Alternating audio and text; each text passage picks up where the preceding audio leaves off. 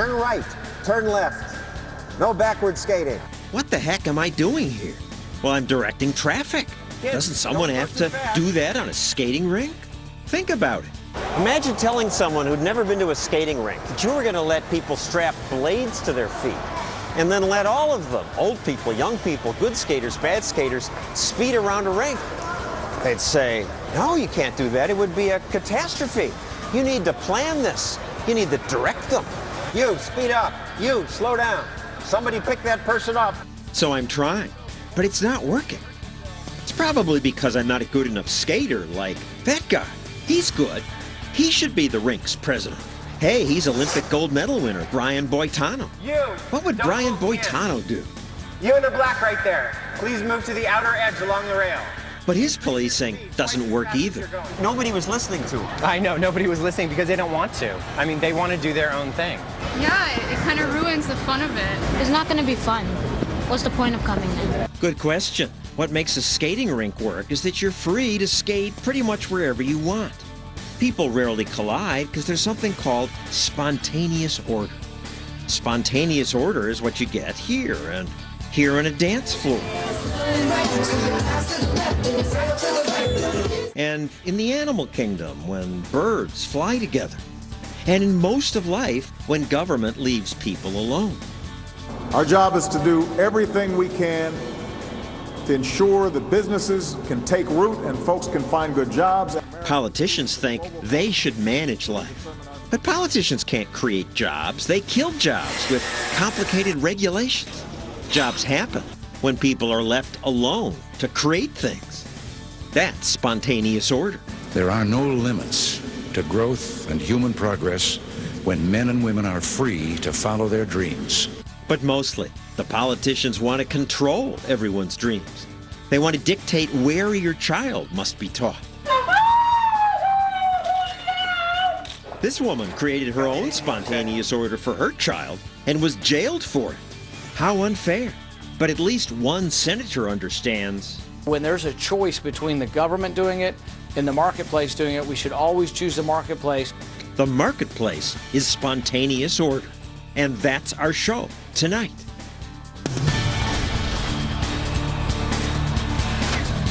And now, the man who shatters conventional wisdom, John Stossel. Politicians act as if they know what the whole country needs. Last month, President Obama said, we need more passenger trains. Within 25 years, our goal is to give 80% of Americans access to high-speed rail.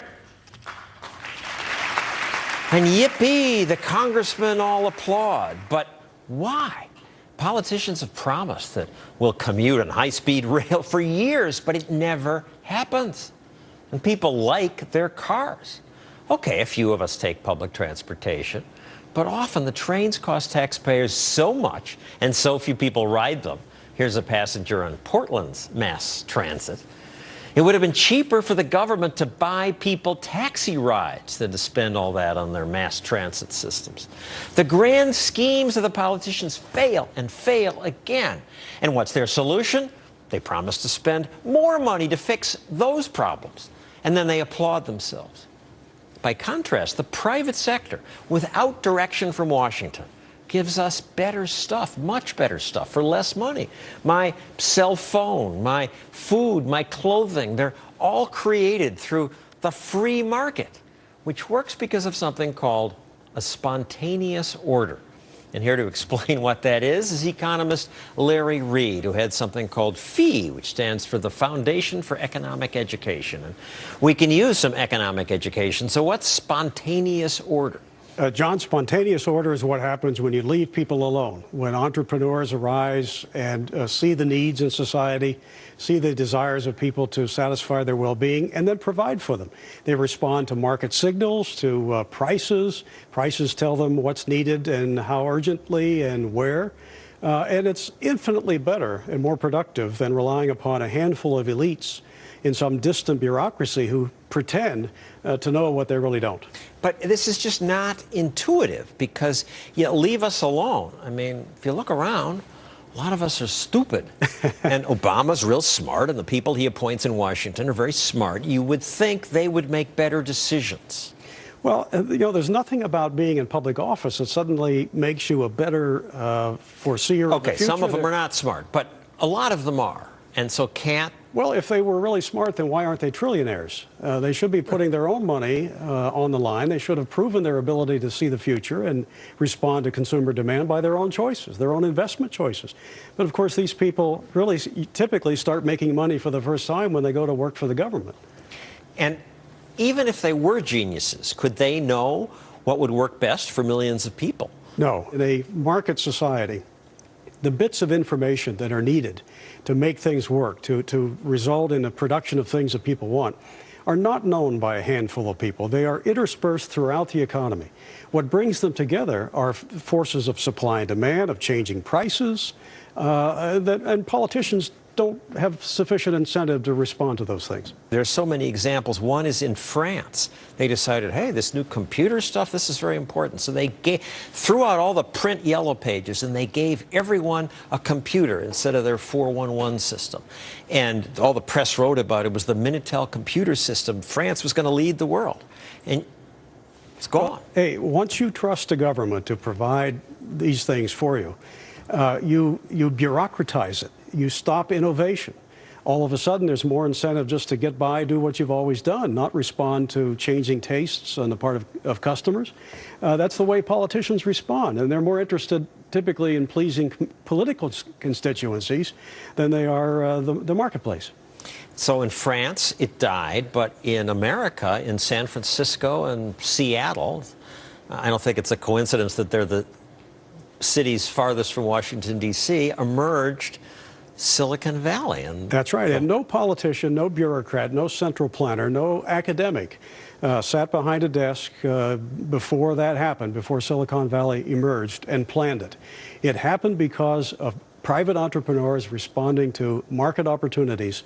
And one of the great virtues of that is if they don't get it right, they lose their shirts. The market sends a signal to do something else. When politicians get it wrong, you and I pay the price sometimes in perpetuity. And a good example of the spontaneous order is a skating rink. If you say to people, I think I'll invent a sport and strap blades on people's feet and they'll zip around the ice at varying speeds. They'll have young people, old people all going as they choose. People would say, no, they'll kill each other. There'll be chaos. Yeah. We need stoplights. We need someone to tell them turn left, turn right. And yet you don't. That's a good example. And in fact, vast swaths of our economy are good examples to this day of the power of spontaneous order. Look at all the crops that we don't support with subsidies. You don't have to worry when you go in the grocery store that the shelves will be empty or that they'll be overstocked. There's always just the right amount, and it's not because of some commission or commissar that's directing it. I mean, another way to understand spontaneous order is to think about this pencil. And I got this idea from a man named Leonard Reed, no relation to Larry, but he started FEE, his organization, and he wrote, no one can make this pencil. Now that sounds seriously dumb, but think about it. No one person can make this. The wood comes from a tree in a forest miles away. Hundreds of people had to cooperate to cut down that tree and ship it to a mill where it was made into this wood. It took steel saws to do that. Making them required cooperation among thousands of people.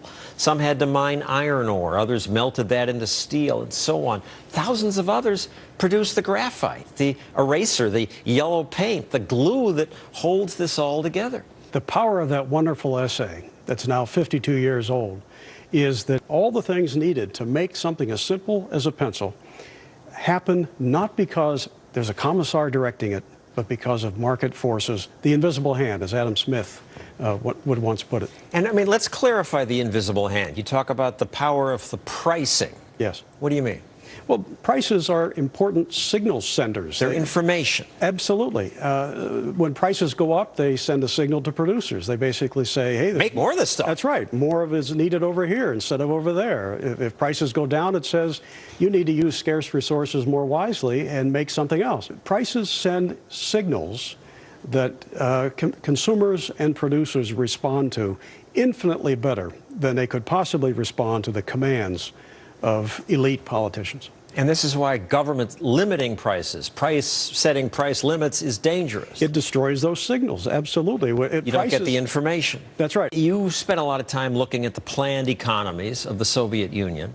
Weird things happened without honest price signals. Oh, absolutely. In the 1980s, I saw long lines for things as simple as toilet paper.